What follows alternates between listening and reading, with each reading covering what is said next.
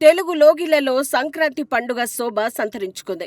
భోగి మంటలు, రంగవల్లులు, గాలిపటాలతో పాటు కోడి పందేలు కూడా ఈ పండుగలో అంతర్భాగంగా మారాయి. ముఖ్యంగా ఆంధ్రప్రదేశ్లోని ఉభయ గోదావరి జిల్లాల్లో కోడి పందేలు బరులు సిద్ధమవుతున్నాయి. వినోదం పేరుతో మొదలయ్యే ఈ పందేల్లో కోట్లాది రూపాయలు చేతులు మారుతూ ఉంటాయి. పౌరుషానికి, ప్రతిష్టకు నిదర్శంగా భావించే ఈ పందేలను మనం కేవలం ఒక వినోదంగానో లేక జూదంగానో చూస్తూ ఉంటాం. కానీ ఈ కోడి పందాల వెనుక నమ్మశక్యం కాని ఒక ప్రపంచ చరిత్ర దాగి ఉంది. ఈ పందెం కోళ్లు ఏకంగా రాజ్యాలనే కూల్చేశాయని, పల్నాటి యుద్ధానికి ఇవే ప్రధాన కారణమని చరిత్ర పుటలు చెబుతున్నాయి. ఇది కేవలం మన ఆంధ్రాలో పుట్టిన ఆట కాదు. దీని వెనుక 6000 ఏళ్ల నాటి చరిత్ర ఉంది.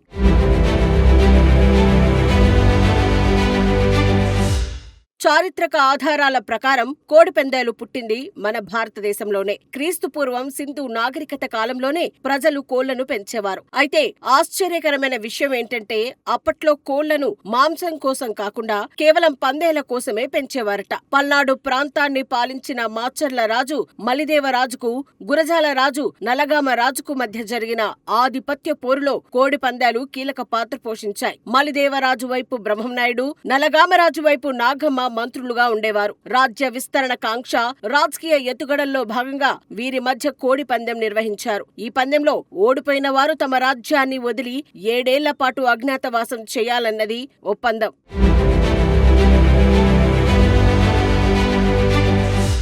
ఈ పందెంలో గెలిచేందుకు బ్రహ్మన్నాయుడు తెలంగాణ ప్రాంతంలోని పానగల్లు నుంచి చిట్టుమల్లు అనే అత్యంత శక్తివంతమైన కోడిపుంజును ప్రత్యేకంగా తెప్పించారు. మరోవైపు నాగమ్మ నల్లమల్లు అనే పుంజుతో బరిలోకి దిగింది. గోలివాగు ప్రాంతంలోని కోడేరు గుట్టల దగ్గర జరిగిన తొలి పోరులో బ్రహ్మన్నాయుడు కోడి చిట్టిమల్లు విజయం సాధించింది. అయితే రెండో పందెంలో నాగమ్మ కుట్రకు తెరలేపింది. అలసిపోయిన చిట్టిమల్లుపైకి శివంగిడేగ అనే మరో కొత్త కోడిని దించింది. అంతేకాకుండా పందెం కోడి కాళ్లకు విషపూరితమైన కత్తులు కట్టిందని, ఈ కపటంతోనే చిట్టిమల్లును మట్టుబెట్టిందని జానపద గాథలు చెబుతున్నాయి. ఈ కుట్రపూరిత ఓటమిని జీర్ణించుకోలేక పౌరుషంతో రగిలిపోయిన మాచర్ల రాజులు చివరకు భీకరమైన పల్నాటి యుద్ధానికి సిద్ధమయ్యారు. అలా ఒక కోడి పందెం వేలాది మంది సైనికుల ప్రాణాలను బలిగొన్న మహాయుద్ధానికి నాంది పలికింది. కేవలం పల్నాడులోనే కాదు, ప్రసిద్ధ బొబ్బిలి యుద్ధానికి కూడా కోడి పందేలే ఆజ్యం పోశాయని చరిత్రకారులు చెబుతున్నమాట. బొబ్బిలి వారి కోళ్లు గెలవడాన్ని విజయనగరం రాజులు అవమానంగా భావించి కక్ష పెంచుకున్నారని, అదే చివరకు యుద్ధానికి దారితీసిందని ప్రచారంలో ఉంది.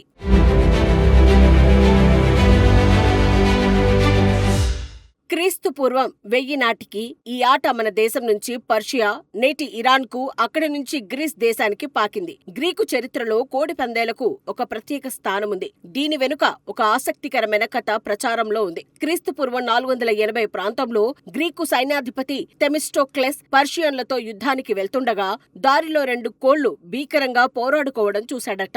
వెంటనే తన సైన్యాన్ని ఆపి, సైనికులారా, ఒక్కసారి ఆ కోళ్లను చూడండి. అవి దేశం కోసమో దేవుడి కోసమో, కనీసం తమ పిల్లల కోసమో పోరాటం లేదు. కేవలం తమ ఆత్మ గౌరవం కోసం, గెలుపు కోసం ప్రాణాలకు తెగించి పోరాడుతున్నాయి. ఒక పక్షికి అంత పౌరుషం ఉన్నప్పుడు మాతృభూమి కోసం పోరాడే మనకు ఇంకెంత తెగువ ఉండాలి అని ఉద్వేగభరితంగా ప్రసంగించాడట. ఆ మాటలతో స్ఫూర్తి పొందిన సైన్యం యుద్ధంలో అద్భుత విజయం సాధించింది. అప్పటి నుంచి గ్రీకులు కోడి పందేలను పౌరుషానికి ప్రతీకగా, ఒక గౌరవప్రదమైన క్రీడగా చూడటం మొదలుపెట్టారు.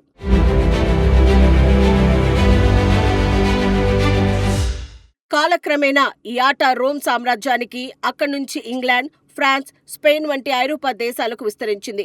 ముఖ్యంగా ఇంగ్లాండ్ రాజు 8వ హెన్రీ ఈ ఆటకు పెద్ద అభిమాని.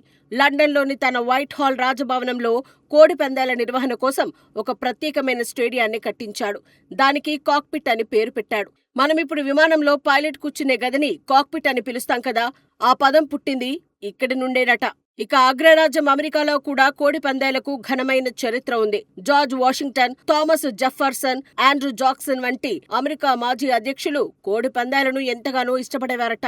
అంతేకాదు, అమెరికా మాజీ అధ్యక్షుడు అబ్రహం లింకన్ కు హానెస్ట్ ఏబ్ అనే పేరు రావడానికి కారణం ఆయన కోడి పందేల్లో న్యాయ నిర్ణేతగా చాలా నిజాయితీగా వ్యవహరించేవారట. ఆ విధంగా ఆయనకు ఆ పేరు వచ్చిందన్నది ఒక ఆసక్తికరమైన చారిత్రక కథనం.